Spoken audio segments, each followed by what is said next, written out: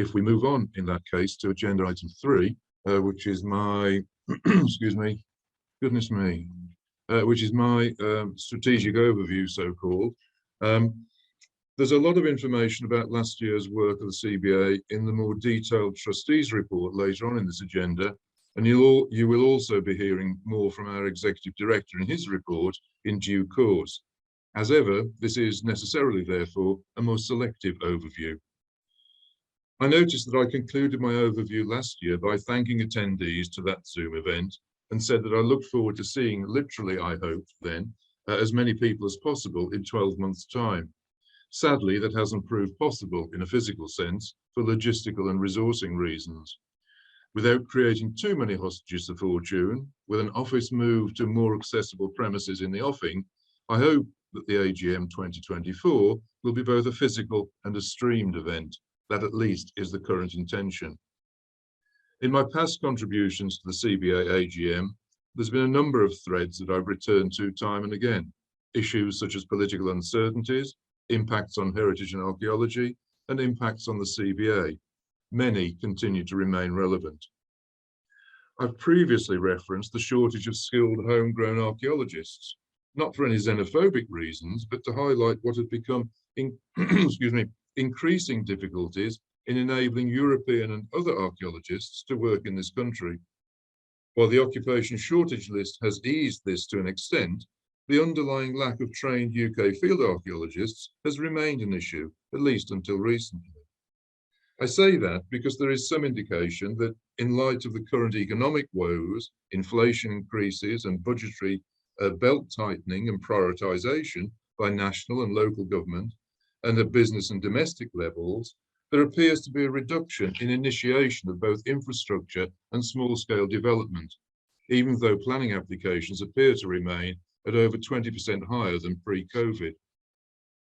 Issues around provision of trained archaeologists for the future have been compounded by the recent spate of closures of university archaeology departments. My alma mater is closing its internationally renowned department, dividing remaining staff between the departments of history and biological science, and has stopped recruitment of undergraduates, pending the cessation of undergraduate archaeology courses across the board.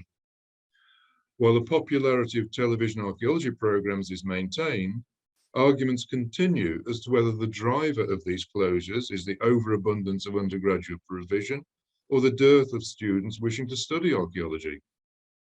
While there's doubtless an element of truth in both, I can't help but feel that, as with the need for the successful post hoc arguments to persuade government that archaeology is worthy of being considered to be a STEM subject, there has been too little emphasis for the benefit of prospective students on the nature and content of archaeological tuition, the extent to which it delivers such a breadth of skills and understanding that, even if not pursued after graduation, it provides a rounded education with a myriad of transferable skills, in my opinion, more than any other subject.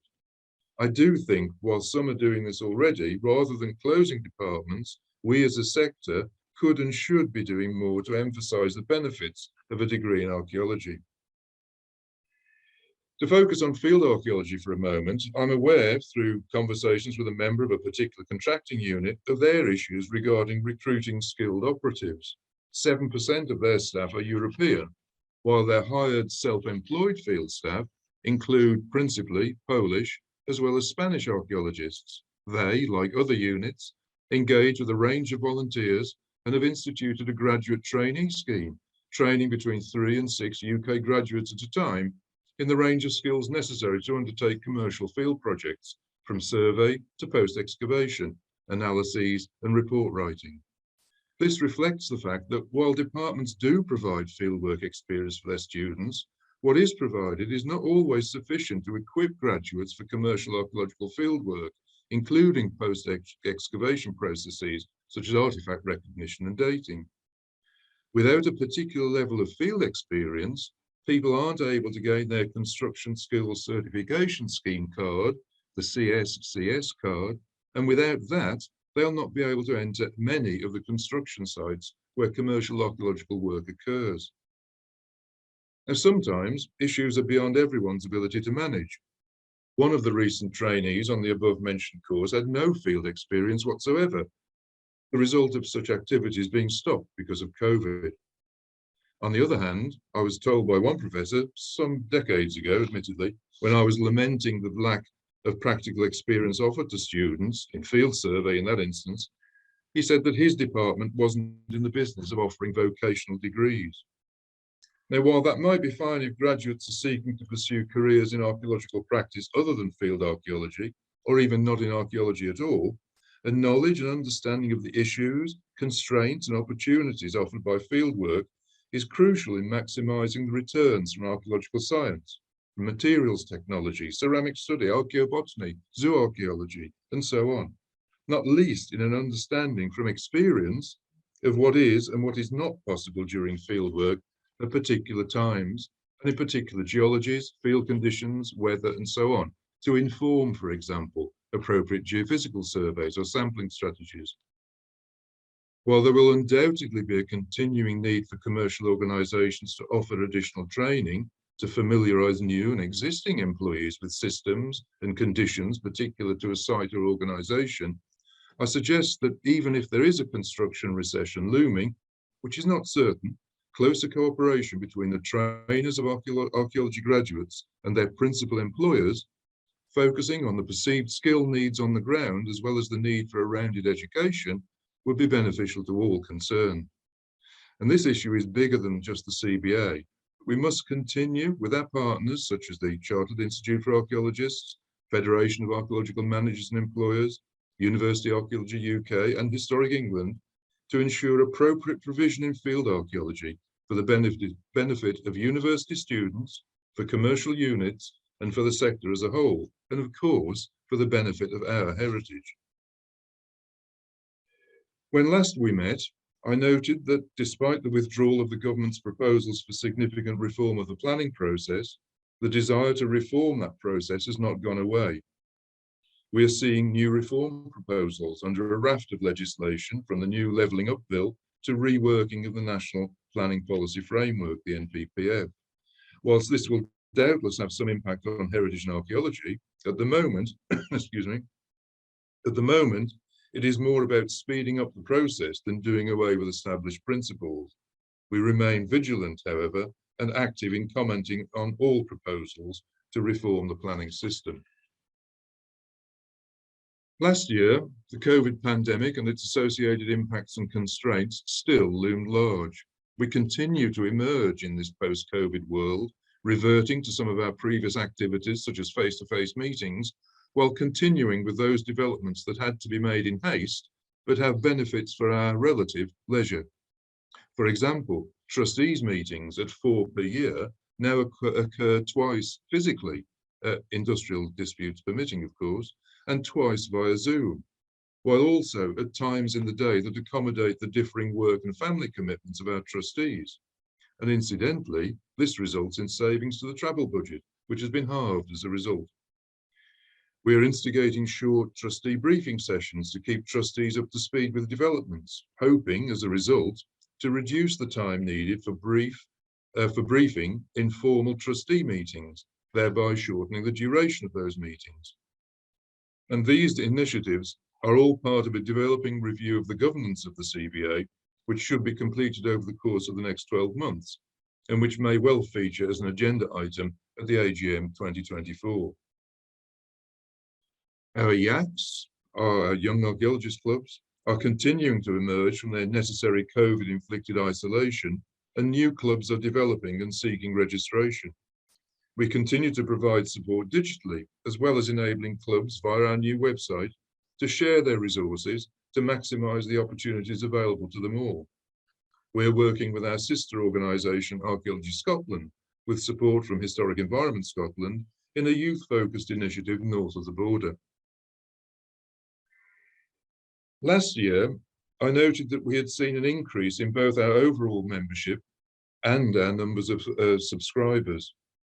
In the face of the economic downturn that has occurred over the last year, our membership numbers have faltered. We remain good at attracting new members. 100 joined during the Festival Archaeology and over 300 in the past year, but have been losing some of our pre-existing. We need to explore the reasons behind these departures and see what steps we can take to reverse those losses. We are not, for example, proposing any increases in membership fees this year, not least in recognition of the difficult economic times that many are experiencing, while not ignoring the fact that high inflation and associated price increases impact on the cost of the products that CBA is able to offer to its members. All this notwithstanding, we offer a huge thank you to all our members for the financial, moral, and psychological support that you provide to enable us to continue to provide for you. Once again, I'd like to say a huge thank you to our staff, and I hope you will join me in that as well. They've achieved so much in another stressful year. As ever, it would be invidious to single out individuals because this has been the product of teamwork, of people knowing and delivering against their responsibilities. As I've noted on other occasions, the organisation doesn't work without every part functioning efficiently and appropriately. Now, one reason for the high workloads was that Andy Haynes, who I introduced last AGM as our new head of operations, left us after a relatively short time for personal reasons rather than anything we did, I hasten to add. After one unsuccessful attempt to recruit a replacement, it was decided not to recruit immediately, and the responsibilities of Andy's post have been divided between the management team temporarily. With major events such as the Festival of Archaeology and the Archaeological Achievement Awards having to be delivered, staff time has been at a premium, to say the very least. It's worth noting, however, that the festival, held both physically and digitally last summer, another pandemic introduction that has been perpetuated, had a global digital reach of 85.5 million over the 2 months either side of the festival fortnight in July. Perhaps needless to say, we're investigating ways in which we can capitalise on that phenomenal reach. Now, having said that it would be invidious to single out individuals, I have to offer words of thanks to Mike Pitts, the editor of British Archaeology. After 20 years of editing our magazine, Mike is standing down to pursue other interests. The April edition will be his last in that particular hot seat. I'd like to thank Mike for the extraordinary job he has done over those 2 decades, creating a wonderful magazine that is a joy to receive. Thank you, Mike. We wish you well in your new endeavours. And again, needless to say, we have begun the process of seeking a new editor. I'd like once more to thank my fellow trustees for their support, advice and wise counsel over the last year. And I'd like particularly to thank the retiring trustees, Simon Elliott and Jeremy Taylor, for their support and input, and Jeremy particularly for his role on the CBA's Resources Committee and as safeguarding lead trustee. I'd like to welcome our new trustees, Danica Perry, Michael Dupree and Jeanette Plummer-Sayers, and trustee Philip Pollard formally to the role of honorary secretary. And as I've done previously, I'd like to finish by thanking you, our members, for your continued support in what for many are increasingly difficult circumstances as economic woes follow the exigencies of the pandemic. As I've noted before, you are and you represent our communities of place and interest and are in so many diverse and disparate ways the guardians of those places.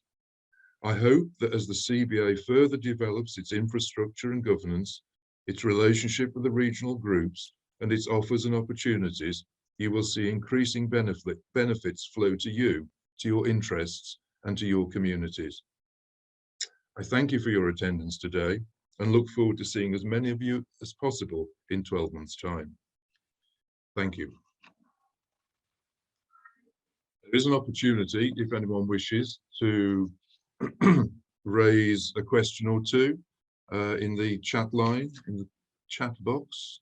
Just see if anyone wishes to raise a question, or if not, send one in later. We can always, as Neil has said, take questions and provide answers with the minutes of this meeting, the draft minutes, in due course.